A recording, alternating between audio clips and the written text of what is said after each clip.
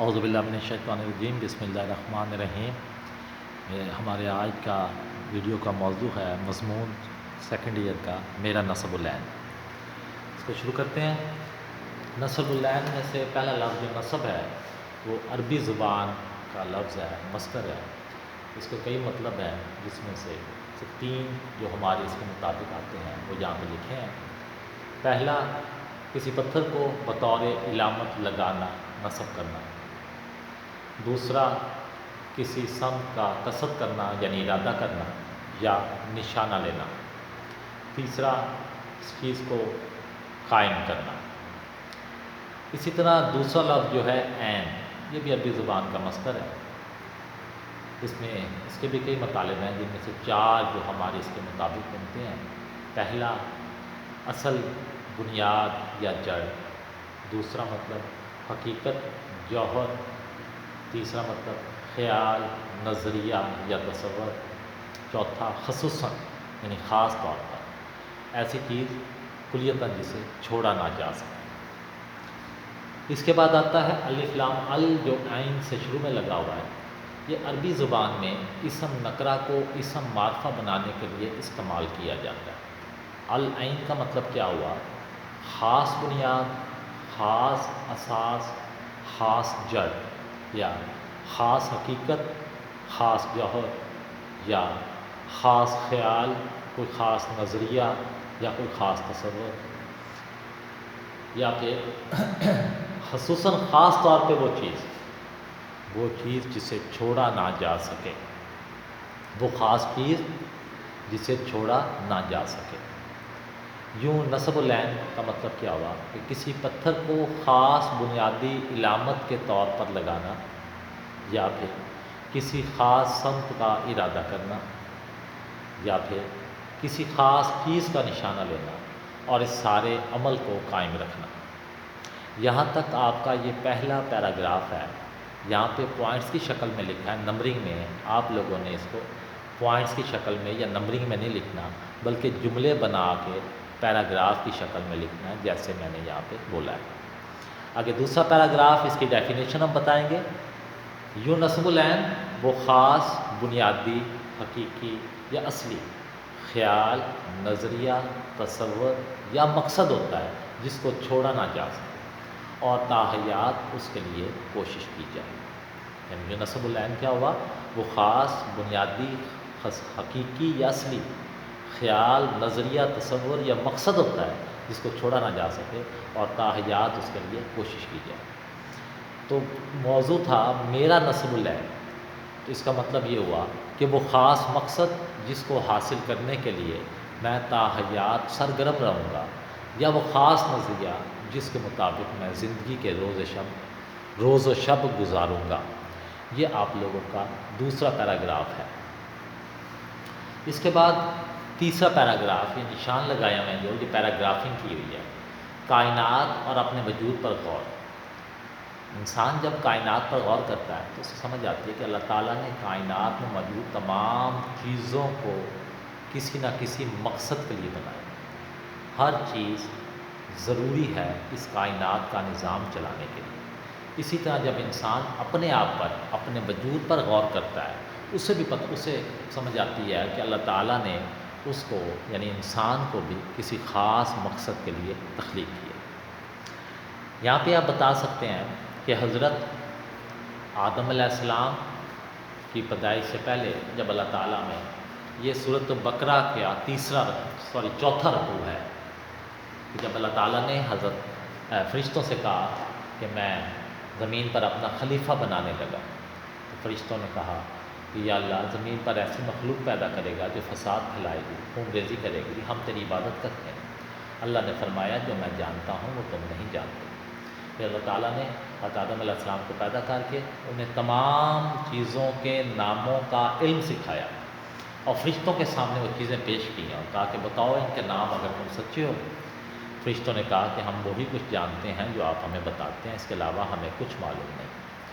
اللہ تعالیٰ نے حضرت آدم علیہ السلام کو حکم دیا، حضرت آدم علیہ السلام نے تمام چیزوں کے نام بتا دیے۔ اس پر اللہ تعالیٰ نے فرشتوں کو حکم دیا تمام کو کہ وہ حضرت آدم علیہ السلام کو سجدہ کریں۔ تمام نے سجدہ کیا فرشتوں نے سوائے ابلیس کے۔ تو یہاں پہ جو سجدہ کرنے کی وجہ تھی، جس کی وجہ سے وہ باقی تمام مخلوقات سے اشرف گردانے گئے، اشرف المخلوقات بنے، وہ بنیاد علم تھی۔ تو یہ پیراگراف آپ نے یوں اس طرح لکھنا ہے۔ اس کے بعد نیکسٹ والا پیراگراف لکھیں گے آپ لوگ، مقصد اور نصب العین میں فرق۔ بعض دفعہ لوگ اس کو آپس میں مکس اپ کر دیتے ہیں، مقصد اور چیز ہے، نصب العین اور چیز ہے، اس میں تھوڑا سا فرق ہے۔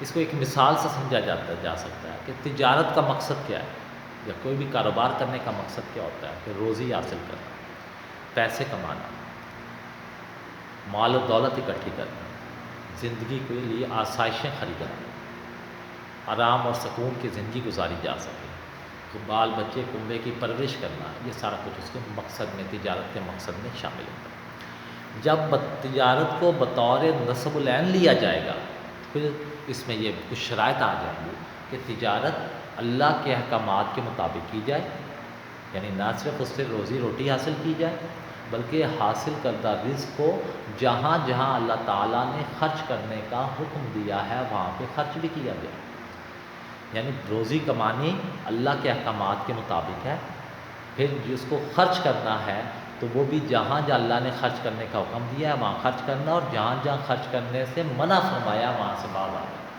تو یہ فرق ہے مقصد اور نصب العین۔ مقصد ذات کے لیے ہوتا ہے، نصب العین کسی بلند اعلیٰ مقصد کے لیے کہہ سکتے ہیں، یا اللہ تعالیٰ کی خوشنودی کہہ سکتے ہیں۔ تو یہ دونوں میں فرق ہے۔ اس کے بعد جو آپ اگلا پیراگراف بنائیں گے وہ ہوگا انسان کی سوچ، اس کی طبیعت، اس کے افکار، اس کا مزاج، اس سب میں اختلاف پایا جاتا ہے۔ ہر انسان دوسرے سے مختلف ہے، ہر ایک کی اپنی سوچ ہے، ہر ایک کی اپنی طبیعت ہے، ہر ایک کی اپنی برداشت ہے، ہر ایک کا اپنا مزاج ہے، وہ اپنے ماحول اور مزاج اور سوچ کے مطابق اپنا نصب العین متعین کرتا ہے۔ مگر کچھ لوگ ایسے ہوتے ہیں جن کا کوئی نصب العین نہیں ہوتا، ان کا کوئی نشان منزل نہیں ہوتا، وہ مقصد زندگی گزارتے ہیں، عیش و آرام کی زندگی گزارتے ہیں۔ یہ یوں ہی کہہ لیں کہ پیدا ہوئے، کھانا کھایا، کاروبار کیا، نوکری کی، شادی کی، اولاد ہوئی اور مر گئے۔ پوچھا جائے ان سے کہ تم دنیا میں کیوں آئے تھے؟ کھانا کھانے؟ کیوں آئے تھے؟ شادی کرنے؟ کیوں آئے تھے؟ اور بچے پیدا کرنے؟ یہ سارے کام تو حیوان جانور بھی کرتے ہیں، یعنی وہ لوگ حیوانات جیسی زندگی گزارتے ہیں۔ اس لیے بطور اشرف المخلوقات ہر انسان کو اپنی زندگی کے لیے کوئی نہ کوئی نصب العین متعین کرنا ضروری ہے۔ یہ آپ کا نیکسٹ پیراگراف ہوگا۔ اس کے بعد آگے چلتے ہیں۔ اب اپنے بارے میں، کیونکہ میرا نصب العین کی بات ہو رہی ہے، تو میرا عقیدہ کیا ہے کہ اللہ تعالیٰ جو ہے وہ اس کائنات کا خالق ہے، مالک ہے۔ اس نے کائنات کی تمام چیزوں کو پیدا کیا، اس نے ہمیں تمام نعمتیں دی ہیں، اس نے ہمیں ہمارے مانگے بغیر سب کچھ عطا کیا ہے۔ تو یہ اس نے یہ دنیا بنائی ہے، کائنات کے اندر، اس دنیا کے اندر ہمارے رہنے کے لیے جگہ دی ہے، سب کچھ دیا، اور اسے دنیا کو ہمارے لیے آزمائش گاہ بنایا۔ پھر یوم الدین، قیامت کے دن کا تصور بھی دیا ہے، اور کہا ہے کہ وہ روز جزا ہے، جو کام تم یہاں پہ کرو گے اس کا بدلہ تمہیں اگلی دنیا میں قیامت والے دن مل جائے گا۔ اور ساتھ میں زندگی گزارنے کا ایک ضابطہ حیات بھی دے دیا۔ وہ کیا ہے؟ قرآن پاک اور سنت نبوی صلی اللہ علیہ وسلم۔ اس لیے آپ صلی اللہ علیہ وسلم نے فرمایا تھا، آپ صلی اللہ علیہ وسلم نے فرمایا میں تمہارے پاس دو چیزیں چھوڑے جا رہا ہوں، ایک ان کو جب تک مضبوطی سے پکڑے رکھو گے گمراہ نہیں ہوگے۔ حقیقت وہ کون سی چیزیں ہیں؟ پہلی چیز قرآن پاک، اور دوسری چیز میری سنت یعنی سنت نبوی صلی اللہ علیہ وسلم۔ تو جو میرا نصب العین کیا ہوا وہ بالکل واضح ہے کہ اللہ تعالیٰ کے احکامات یعنی احکام الہیہ کی اطاعت کرتے ہوئے حکومت الہیہ کی تشکیل دی، جو کہ اسلامی معاشرے کی بنیاد ہے۔ یعنی اللہ تعالیٰ کے کاموں احکامات کی اطاعت کرتے ہوئے میں یہ ثابت کروں کہ حکومت اصل میں اللہ تعالیٰ کی ہے، اس کے بعد یہ بنیادی طور پہ اسلامی معاشرے کی بنیاد کی حیثیت رکھتا ہے، اللہ کو ایک ماننا اور اس کی اطاعت کرنا۔ یہ تو تھا زندگی کے نصب العین کے بارے میں۔ اب پیشہ ورانہ نیکسٹ پیراگراف میں پیشہ ورانہ زندگی کے پہلو کی طرف آتے ہیں کہ زندگی میں باعزت رزق حاصل کرنے کے لیے کون سا پیشہ اختیار کیا۔ تو اس کے لیے میرا تصور یہ ہے کہ باعزت روزی کے لیے میں نے معلم کا مقدس پیشہ اختیار کرنے کا سوچا۔ اس انتخاب کے پیش نظر میرے یہ حدیث تھی، جب آپ صلی اللہ علیہ وسلم نے فرمایا ہے کہ بے شک میں معلم بنا کر بھیجا گیا، یعنی جو کام آپ صلی اللہ علیہ وسلم کو بنا کر کرنے کے لیے دنیا میں بھیجا گیا اس کو میں خود سے انتخاب کر لوں۔ اس پیشے کا انتخاب کرنے کا مطلب کیا ہوا؟ انڈائریکٹلی، بلا واسطہ طور پہ آپ صلی اللہ علیہ وسلم کی سنت پر عمل کرنا، اور یوں ہی آپ صلی اللہ علیہ وسلم کی سنت پر عمل ہوگا۔ جب ہم آپ صلی اللہ علیہ وسلم کی سنت پر عمل کریں گے تو پھر اللہ تعالیٰ کی اطاعت آسان ہو جائے گی اور ممکن ہو جائے گی۔ اس سے صرف نہ صرف یہ ہوگا کہ دین بہتر ہو جائے گا، دنیا بہتر ہو جائے گی، بلکہ آخرت میں بھی کامیابی حاصل ہو جائے گی۔ یوں یہ آپ لوگوں کا ایک پیراگراف بنے گا جس میں آپ نے یہاں تک آ کے یہ واضح کیا ہے کہ آپ کا نصب العین یعنی زندگی میں آپ کیا بننا چاہتے ہیں۔ بنیادی نصب العین وہی ہے کہ اللہ کے احکامات کی اطاعت کرنا چاہتا ہوں اور سنت نبوی پہ عمل کرنا چاہتا ہوں۔